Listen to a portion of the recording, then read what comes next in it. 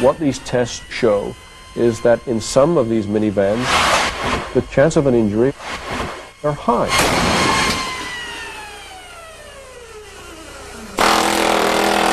Dateline cameras are behind the scenes at one of the most modern automobile crash test centers in the world. It's not even budget. Researchers here at the Insurance Institute for Highway Safety are trying to understand why one family minivan can look like this, while another looks like this, all in the same test. There's just no room left back down here. I believe that that foot is separated from the leg. Load it up and have a ball. The commercials say they're the perfect family car for the 90s. Millions on the road, many driven by mothers with their kids. So how well would a minivan protect you in a serious crash at 40 miles an hour? Other way. The Institute is about to find out. Boy, that's right on the money. It's funded by insurance companies and says its goal is to cut the cost of insurance claims by making cars safer. It will be testing some of the most popular minivans in America. The Dodge Grand Caravan, the Ford Aerostar, the newly designed van from General Motors, the Pontiac Transport. 9 minivans in all. Every one of these vans meets federal regulations. The question is, can they pass a test the government doesn't do? 2 years ago, the Institute began what it calls a revolutionary new series of crash tests. Very different from the government's. The government tests cars by running them head-on into a flat wall. The force spread evenly across the front. But in any junkyard, you'll see many accidents don't happen that way. So the Institute tests cars by hitting a wall off-center. Offset, it's called, concentrating the forces on just one side. The test is carefully designed to simulate what happens if 2 cars hit like this, driver to driver at 40 miles an hour. We've chosen the speed that is representative of serious real-world crashes. And the Institute's Brian O'Neill says some cars do well in the new test. This is the Ford Windstar. This is by far the best performer. There's plenty of damage, but O'Neill says it's distributed around the driver, not into him. The safety cage holds. Any injuries at all to the dummy? The injury measures on this dummy were all low, indicating that there was no significant risk of injury to any body region. The Ford Windstar survives this crash. No serious injuries, not even to the legs. But how well will the other minivans hold up? Torso angle? The Institute bought these brand new minivans right off dealers' lots. Each one will be tested at the same speed, same angle, same conditions. Dateline had no say in how the cars were chosen, tested, or evaluated. The car is good. 3, 2, 1. This is the Dodge Grand Caravan, the top-selling minivan in America, at 40 miles an hour. There is major intrusion. This means that the chances of major leg and foot injuries in this crash are very, very high. The Institute says part of the floor near the pedals is rammed back more than a foot. And the news from sensors in the dummy is not good. Both legs. Both left and right. Watch the front tire. The Institute says the structure of the van causes the crash forces to be focused on the feet. As a result, both of the lower legs of the dummy indicated the risk of a serious injury. Would both legs have been broken? We think that in this crash, both legs would have been broken. That's correct. Remember, the Ford Windstar protected the dummy's legs. In the same test, the Dodge Caravan didn't. This is the Chevrolet Astro, also called the GMC Safari. It's jammed in there. The floor has buckled, tipping the driver's seat forward. This vehicle has almost got his back broken, if you know what I mean. It's come up and buckled. In slow motion, you can see how the airbag still manages to cushion the head. But at the feet, the floor is rammed back as much as 15 inches. The door jams so tight, it has to be cut open. The Institute says one leg is probably broken. But remember, this dummy is the size of an average man. What would have happened if this had been a woman, shorter and lighter? The shorter woman would presumably have the seat further forward, so there would be even less space. As the seat's pitching forward, the steering wheel is coming back and up. This is a problem when we're losing what we call the survival space. This is the Aerostar, an older design from Ford. Remember, the minivans are being tested at 40 miles an hour. This is extremely unusual because the steering wheel is in the lap of the driver. The steering wheel has snapped off. In slow motion, you can see it happen. The steering column going upward as the driver's face is going forward into the airbag. It bottoms out the airbag and actually breaks the steering wheel off the column. But amazingly, O'Neill says, the airbag still manages to catch the head and cushion the blow just enough. The forces on the driver's head were too high, but they were not high enough to produce a very serious injury. Says a lot about airbags, doesn't it? Absolutely, because this is what airbags are all about. Again, the door has to be pried open. Measurements show the floor has been rammed back as much as 15 inches. The computer says the left leg is probably broken. The Institute says this minivan fared even worse, the Toyota Previa. This is the worst we've seen, I think. This is just looking terrible. I mean, the steering column is almost up in the roof. And the seatbelt has allowed the dummy to slip down, the legs wedged against the dashboard. One is probably broken. And just watch what happens to the dummy's head.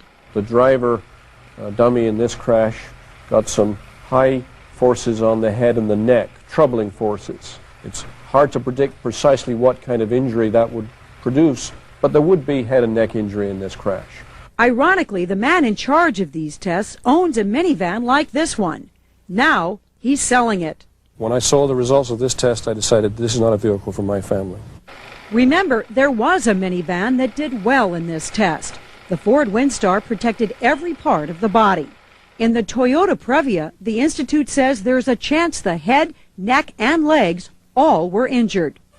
But the Institute says even worse than the Previa is this brand new design from General Motors, the Pontiac Transport.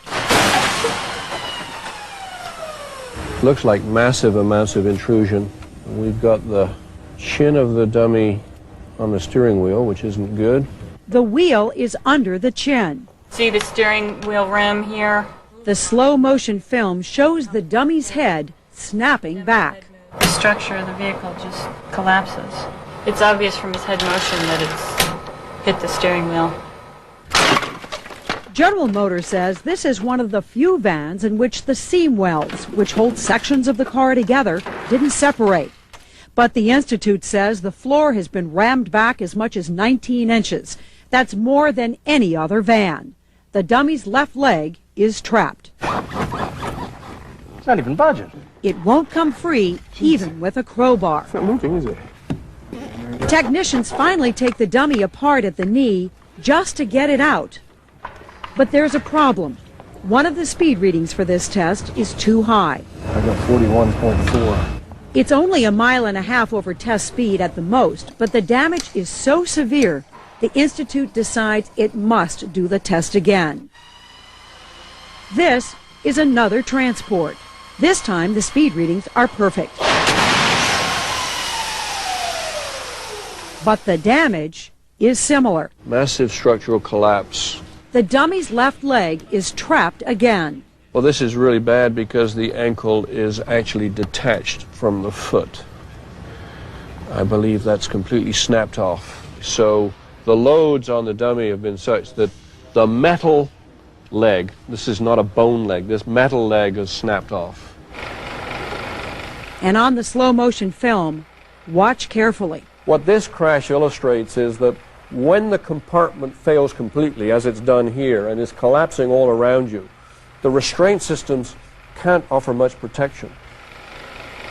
O'Neill says the head snaps back.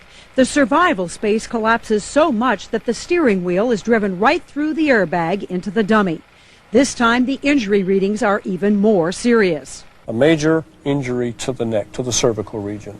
Is it possible that the person in this crash might have been killed? Well, we can never say for certain, just based on dummy measurements, but the forces were certainly high enough that the injuries could have produced a fatal injury. General Motors declined to talk about this test on camera. But in a letter, GM said to assure overall safety at a variety of speeds, it ran 72 crash tests on its minivan, including an offset test at 35 miles an hour. GM wrote, the minivan performed very well, but declined Dateline's request to release pictures of the test or the specific results. GM and the other automakers reminded us that all their vans meet or exceed federal safety standards, and they include safety features to help avoid accidents. The car companies have also criticized the Insurance Institute, saying it has a vested interest and cares more about cutting insurance claims than the added cost of building safer cars, that it puts too much emphasis on this one crash test. But most of all, the automakers said the Institute's test was too fast. I would have to classify it as a ultra-high-speed test compared to the types of crashes that happen in the real world. George Parker represents the International Association of Automobile Manufacturers. Are you saying that people don't have accidents at 40 miles an hour? There are very rare instances of crashes at that speed. You're probably talking less than 5%, maybe even less than 2% of all crashes, offset crashes, happen at that speed. General Motors says it's even more rare. Only about 0.04% of all the accidents the federal government tracks. And that designing cars to withstand high-speed crashes could actually contribute to injuries in more frequent low-speed accidents. The Institute says it picked the 40-mile-an-hour speed because among fatal front-end accidents, that speed is common. About half of deaths happen faster and half slower than 40. Tomorrow, the Insurance Institute releases its official rankings. The Ford Windstar with no injuries gets a good, but after that, a sharp drop. 4 vans rated marginal: the Mazda MPV, Dodge Grand Caravan, Honda Odyssey, Nissan Quest, and these rated poor: the Chevrolet Astro, Ford Aerostar, Toyota Previa, and last on the list, the Pontiac Transport. It's also called the Oldsmobile Silhouette and the Chevrolet Venture. If the Ford Windstar can protect passengers adequately at 40 miles an hour, then why can't all these other minivans do as well? But I think that's not the point. I think the point is that if you are a potential purchaser or owner of one of these vehicles, that I would be very cautious about putting a lot of importance to the results of this test, because these vehicles do well in the real world. Brian O'Neill agrees that compared to some other cars, minivans do not have as many deaths and injuries. But he says it's not because of the way they're built, it's because the people who drive minivans are middle-aged moms and dads, statistically some of the safest drivers on the road. Minivans have a good on-the-road record because of their drivers. What we're saying, however, is if you're driving one of these and you're unfortunate enough to be in a collision, some of them aren't going to offer the protection they should be offering. The automakers say the Insurance Institute runs its tests to get publicity, and they note the tests are not used to set the car insurance rates you pay. But in spite of the criticism, the federal government wants to develop its own offset test, similar to the one you've just seen. If you're interested in detailed van-by-van test results, they're available on Dateline's website at www.dateline.msnbc.com. We'll be right back. This is Dateline Tuesday for November 19th.